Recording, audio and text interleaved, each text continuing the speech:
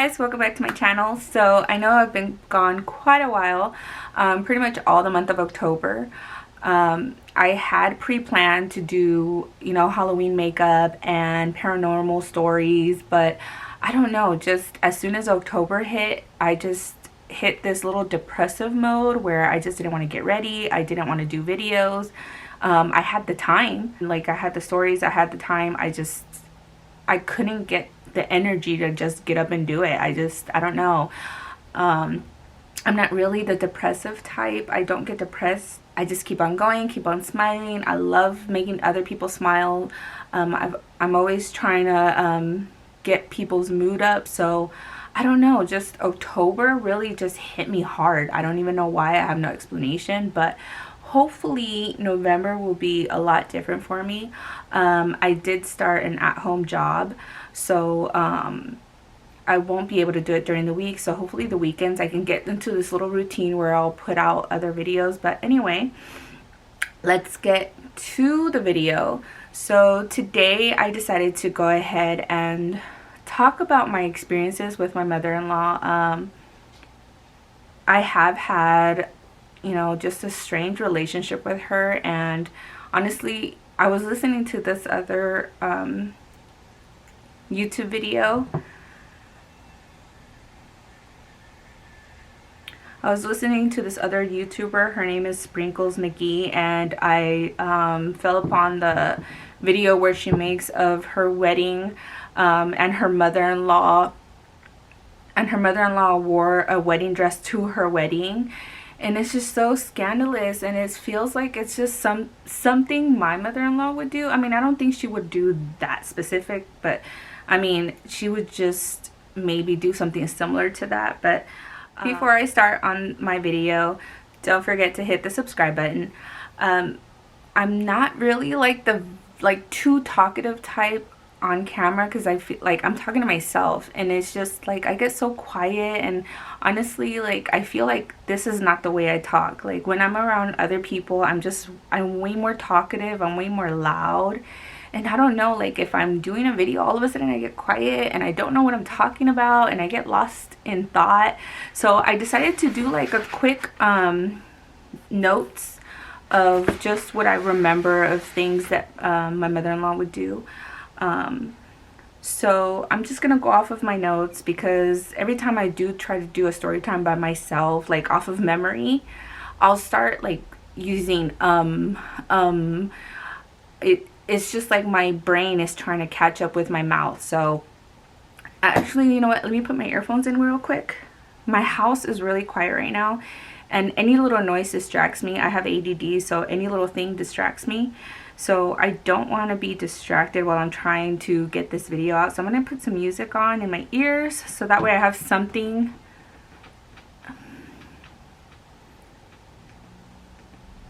I'm just going to put it really low, so that way like stuff around the house doesn't distract me, because any little noise will distract me. And my dog is outside of the room, and I know she's going to want to cry, because she cries every time I close my door. She wants to cry and try to be with me in my room, but I don't want her to like start barking, because sometimes to try to get my attention she'll start barking. But anyway, oh my god, it's 4 minutes in. Let's get started. Anyway, so when I met my husband's mom, I don't know, I just thought she, like when I met her, I was 18 years old. I just thought she was really cool. She was just so independent, strong. She looked like how do I want to say this? She looked like she had control over everything, and just everybody looked up to her. She was like the matriarch of the family. So I don't know, I kind of looked up to all of that, because I didn't have that in my own family. So I don't know, I was very impressionable when I was 18 years old. I was very gullible, and honestly, when I met her, I did look up to her. So because of that, I feel like I did let her kind of step on me a lot, take advantage of a lot of the situations, gear me, if you know what I mean, like towards Like, for example, I have dark hair. I have naturally dark brown hair. And she would always kind of, I don't know, I don't want to say manipulate. She would always kind of mention how I looked better blonde. My hair would look better if it was blonde. She would just kind of make little comments or say things about my hair, about how it would be better blonde, not black. So I don't know. I started when I met her. I did have highlights. I did used to get my hair highlighted, but when I did meet her, I did want to go back to dark brown hair. But because of those comments that she would make, I just decided that maybe blonde would be best. Maybe I looked better with blonde hair. I remember this one time I had my best friend dye my hair like half black and then half red on the bottom. Like this area would be red and then the top would be black. So I don't look like kind of cool punk rock type. And I remember she made a comment as soon as she saw it. She didn't like it. She said I looked emo, I looked punk rock, I looked better with blonde hair. And honestly, because she was making all those comments, I started feeling like, you know, like maybe my hair doesn't look good, maybe I don't know, she just started making me feel bad about myself. So, you know, I did go home and I told my husband, who was my boyfriend at the time, and he would just say, why are you even listening to her? I mean, I'm the one that has to look at you, so why listen to what she has to say? But I don't know why I would feel like I needed her validation, and up to this point, I don't understand why I felt like I needed it. I don't know why. I can't explain that. It's just, I just felt like I needed it. I'm gonna be looking at my notes because I kind of like trying to get in track of, like, you know, what I had to deal with.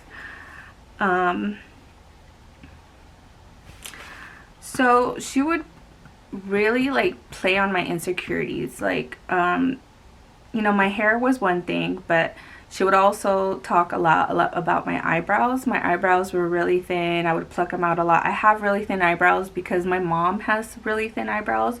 Actually, my mom, like, if you see her eyebrows, they're like really tiny and thin. You can hardly tell that she even has them. But I got my eyebrows from my mom, and on her side, on my mother-in-law's side, they all have thick eyebrows. Like all her kids have thick eyebrows, so they don't even need to fill them in or anything. And she would always make comments about my eyebrows. I mean, I remember one time her sister, who did, by the way, she doesn't even like to call sister. Her sister ended up saying, giving me a gift, an eyebrow kit gift. And I remember she made this comment like, well, I think maybe she did that because of your eyebrows. You know, she's probably talking shit about your eyebrows. But I mean, she's the one that would do that. She would make comments about my eyebrows, and she would make comments about my weight. I don't remember like specific conversations because I'm the type of person that any negative comments, any negative experiences, I just block them out. I don't sit there and dwell on those negative experiences. So because I push them down, I don't really remember those specific situations. I remember they happened. I just don't remember the specific conversations, specific details. But she did talk a lot about my weight, and it made me feel really insecure about getting fat.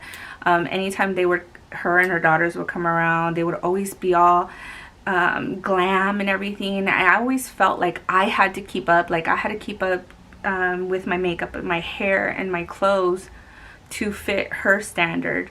I mean, it wasn't even my own boyfriend slash husband that I was trying to impress. I was trying to impress her all the time. And I remember specifically one time her daughter caught the fact that she was talking about my weight, and she told her to stop. Like, why are you doing that? Why are you talking about her weight? And then she's like, oh no, I mean, she looks fine, she doesn't need to worry about it, I'm just saying. So it's like when her daughter pointed it out, it kind of snapped me into realization that she was doing that, because honestly, like, the comments and the conversations we would have, I wouldn't really, it's like I wasn't understanding that she was doing that to me, you know, making me feel insecure about those things. So I didn't speak up on it. And even if I did catch up on it, I wouldn't even speak up anyway, because I'm not the confrontational type. But yeah, she did make me feel very insecure for a lot of years. So honestly, that is the reason I got into makeup, and that is the reason I started learning how to do my makeup very well, because of those insecurities that, I had already had some at high school, and then it's like she just kept, you know, bringing those insecurities back out into the surface, you know. As soon as I turned 21, she started taking me to the club with her. This was in the middle of her divorce. She started going out to the club a lot more, started going out, and she didn't have very many friends to take with her, so she would start taking me as soon as I turned 21. You know, one thing I do want to say is when I would go out with her, she would tell me that to not say that I was her daughter-in-law, to not say that I was her son's girlfriend, to not mention that she had a son that was, you know, 20 whatever years old.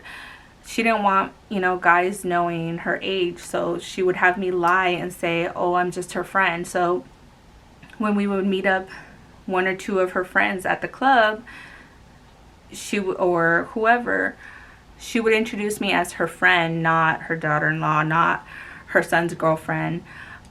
She didn't want people knowing that. And not because, you know, she didn't want people knowing that I was connected. It's just she didn't want anyone knowing that, you know, she was older. She wanted people to think she was young. And I hated going to the club with her, honestly, because every time we would go to the club, she would always sit there and talk about other people. I mean, she wouldn't sit there and just talk about me. She would talk about other people. We would sit and be having drinks, and she would be commenting on other girls' clothes, other girls' hair, other girls' makeup. Like, it was just, she was doing it all the time. The whole time that we were out, let's say we could be out for an hour or two, that's all she was pointing out other people's flaws. And it got a little bit, it was just too negative. Like, I mean, I'm not a saint, you know, we're not perfect. We do see flaws in other people, but it was just all the time, the whole hour, the whole 2 hours, every time we would go out. And I didn't want to focus on that. If I'm going out, I want to go and dance. I want to go and have fun, not sit there and people watch. Pretty much, that's pretty much what we're doing, just going out and people watching. But anyway, so when I was around 22 or 23, I didn't have a car. I couldn't drive. My own mom didn't teach me to drive because she was too worried about me getting in an accident. She was too worried about me being on the road. Which now as a kid, I mean, now that I'm a parent, now I completely understand where she was coming from. So my mom didn't want me to learn how to drive because she didn't want me out on the road, and she didn't want me to get in an accident, which, like I said, I know where she's coming from. It's just, obviously, it was a disservice to me because I needed to know how to drive. I pretty much taught myself how to drive, so when it came time to get my driver's license, she was the only one that was able to help me. My husband, he was working at the time. My mom, I wasn't really, during that time, I wasn't really close with my mom. We had issues with had our own issues, so I didn't feel like I can go to her. I have younger brothers, so it's not like they were able to help me get my driver's license. So she was kind of the only one that was able to help me get my driver's license. And she had told me that if I got my driver's license, actually, hold on, rewind. So before that, I had gotten my taxes, and I had And I had thought, okay, I'm going to use my taxes to buy a car. And I don't remember how, but it was decided that she was going to help me. I think, you know, every time it was something that we needed help with, we would always go to her, my husband and I, because she's the only one that had good credit. Like I said, she was very organized. She was very good with just credit and business and money and finances, whatever. Like, she was good with that kind of stuff. So we would go to her with stuff like that. So when it came down to me choosing a car, I don't remember. I think she had a boyfriend at the time, so I think I remember. I think she mentioned, like, hey, like, why don't I take you and, like, to go find a car while, you know, my boyfriend was at work. My husband slash boyfriend, I don't even know what to call him right now. You know, while he's at work, why don't I go take you to go take a look at some cars? So I was, you know, very excited. I was thinking I'm going to go get my car. You know, she's taking her boyfriend, so they know what they're talking about. So they ended up driving me out to another city to get a car from a used car salesman, or a used car place, I don't know, whatever you want to call it. And I didn't know anything about, like I said, finances, credit. I didn't know anything about that. Nobody taught me any of that kind of stuff. So I remember, in order to get the car, obviously I needed a co-signer. So she said that she didn't want to ruin her credit. She didn't want to get that hard inquiry. So somehow she had convinced me to get the car under her name. I don't know how this happened, honestly. I don't remember the conversation. I don't remember how it happened. But she ended up getting the car that I bought under her name. Which, now that I'm thinking about it, obviously, like, if she was a co-signer, it would have been the same thing. The car would have been under my name. I could have been building my credit.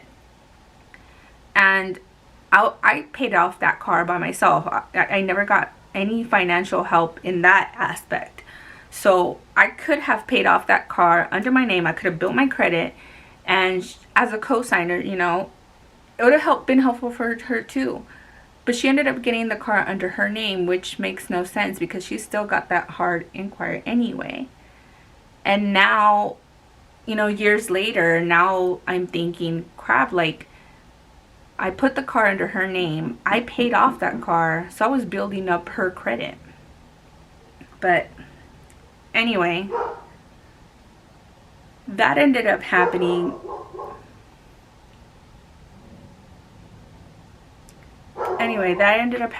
And then I took the car home. Mind you, I've never driven in the freeway, so that was a very hard drive home because I didn't even know how to merge into the freeway. I almost hit a freaking rig. The rig was coming, and then I was trying to merge in, and I didn't know that you could, like, take your foot off the gas to slow down, so that way, you know, the big rig can go. I don't know. I almost got into a car accident. Yeah, it was a very hard drive home. Anyway, I ended up driving home. Little did I know that there was going to be rules coming along with that car. Now, this is not my mom, but she treated me like I had to follow her rules. And she would tell me that I was not allowed to drive that car because I didn't have my driver's license at the time. Yes, I did buy the car before I got my driver's license.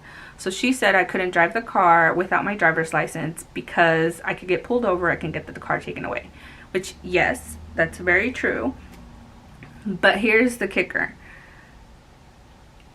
My brother, he was in high school. It was his senior year. He was about to graduate. He invited me to his graduation. My boyfriend slash husband was working at the time, had a full-time job. He couldn't, you know, just stop and take a day off. I mean, he could have. I just never asked him to take any days off to take me anywhere, to drive me around. But my mom, she couldn't pick me up. I believe she had work, and then she went straight from work to his graduation. I have other family, but they weren't close in that area, so it was just me and my little brothers. So I didn't have very many people to help, or many people to help me. And anyway, I told her that my brother's graduation was coming up and that I was going to go. And she pretty much said that I couldn't take my car because I didn't have my driver's license and I could get pulled over. So, you know, whatever. I went ahead and just, I don't even remember the conversation. I remember I was really pissed because I couldn't take my own car to go to my own brother's graduation. I had no way of getting there. So I ended up missing my brother's graduation, his senior graduation, which really pisses me off to this day. But here's the kicker, and I'm probably going to say kicker a lot. One of the days she had let her daughter go to the movies. I believe she was either like 10 years old. She was really young, and I even said, like, why is she going to the movies with her friends at 10 o'clock at night with no parental guidance? Like, my own kid, she ain't gonna go anywhere to the movies at that kind of hour. Like, if my daughter goes to the movies, it's gonna be, you know, during the daytime. I'm gonna drive her. I'm gonna pick her up. I'll probably end up in the parking lot. I don't care. But she ended up letting her daughter go to the movies with her friends. And then she called me that night because she was, you know, what I haven't mentioned is every weekend she would spend the night at her boyfriend's house. And I would be the one watching her daughters. And since she let her daughter go to the movies, I had to go pick her up. In my car, I had to go pick her up with my car with no driver's license. So it's okay to drive quite a way. The theater was quite a way from her house. So I can drive to go pick her up at 10 o'clock at night for the movies, but I can't go during the day to my brother's graduation. And again, at this age, I was like 18, 19 years old. I was very gullible. I was a pushover. I probably still am, kinda, but I'm not as bad as when I was 18, 19. But I was 18, 19 years old, and yes, I let her control me like that. And that is control, honestly. Like, I don't care which way you see it. That's the type of way she would control me. And I was just her son's girlfriend. I wasn't, like, the thing is, I don't, if you've seen my other video, I did have a baby at 18. So my boyfriend and my husband, we had a baby at 18 and 18 years old. So we were our own little family.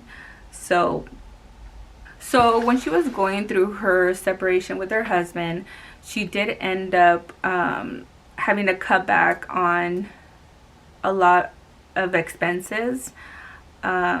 Now she was having to put her income towards the bills that her and her husband were paying. So it was really hard for her to pay her mortgage and keep up with her car and take care of her kids. So I remember we were having this conversation when I had just gotten, again, my taxes. And I don't remember the conversation. I just remember feeling really bad because she wasn't able to keep up with her bills.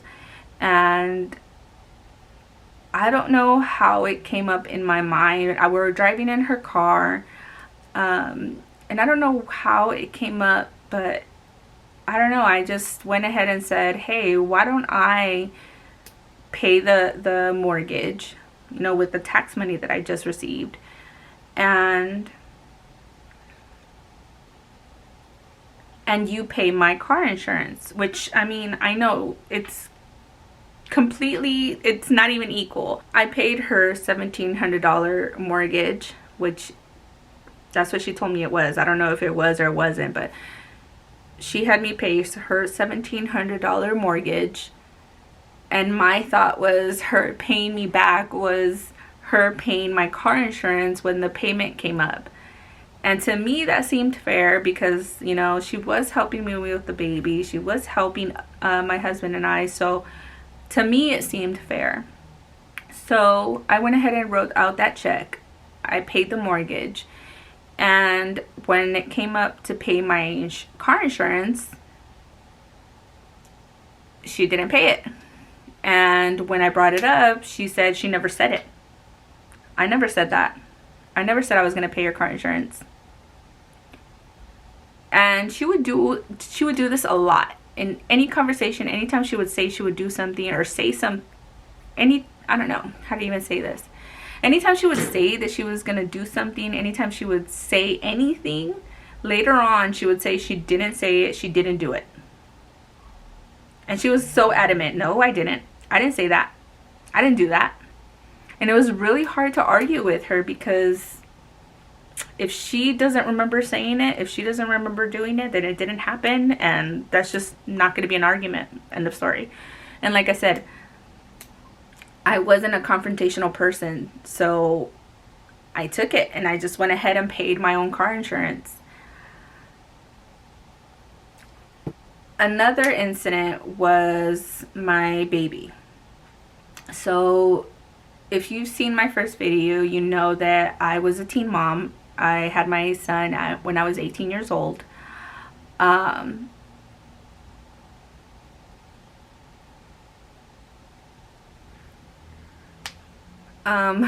My camera is already filling up, so I think I'm going to finish up with this last story. I do have a lot more. I'm just going to finish up with this one. When I had my son, she started taking him every weekend.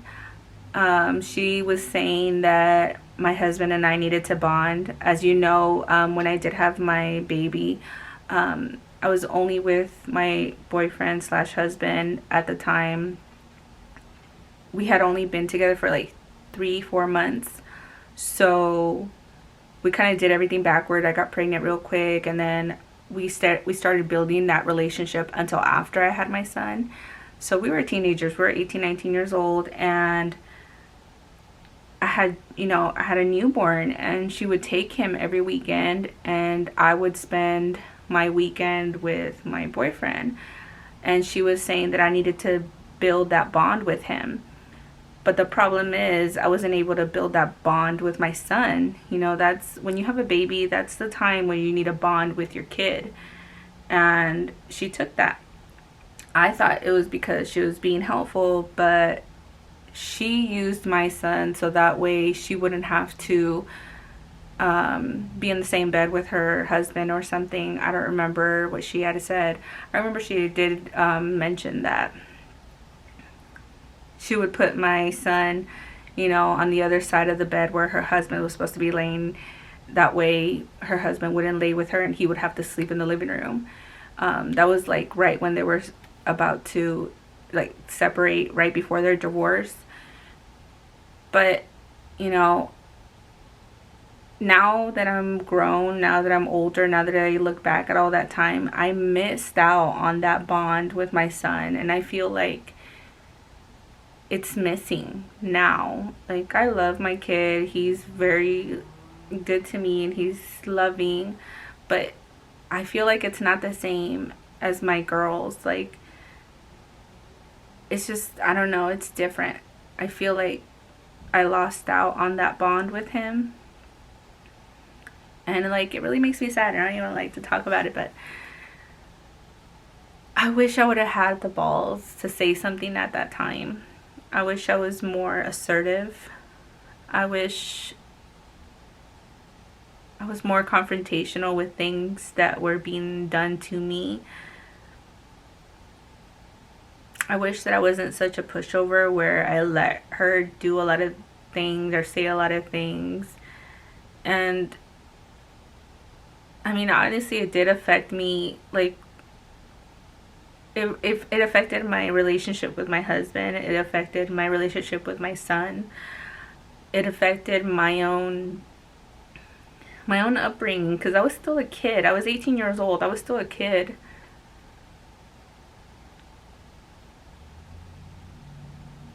So I do feel like all that did contribute to the person I am now. It did contribute to my insecurities. It contributed to how I am. I do have a lot of bitterness inside that obviously I feel like I have a lot of bitterness that I need to let go, which is the reason that I decided to do a video like this, because I feel like if I talk it out loud, it'll help me get over I don't want to say get over it. It will help me heal, you know, because like I said, whenever something negative happens in my life, I like to push it down, walk away from it, pretend it didn't happen, pretend it's not there.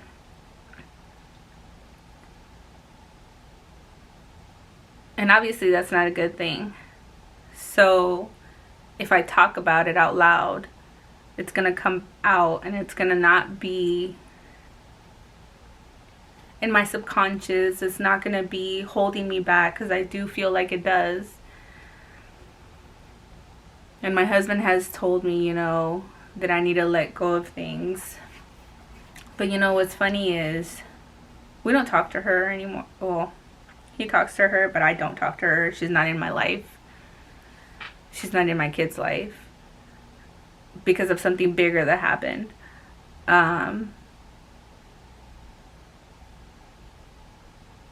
But a few months ago, she did, I guess, make a comment to her daughter that I need to get over it. So when I hear somebody else saying that I need to get over it, it pisses me off. I don't like to hear the words get over it. So I want to say I want to heal. I want to heal from it. I don't want it to still hurt me, which it still does. Going over all these memories, obviously it brings back all that, so it does hurt.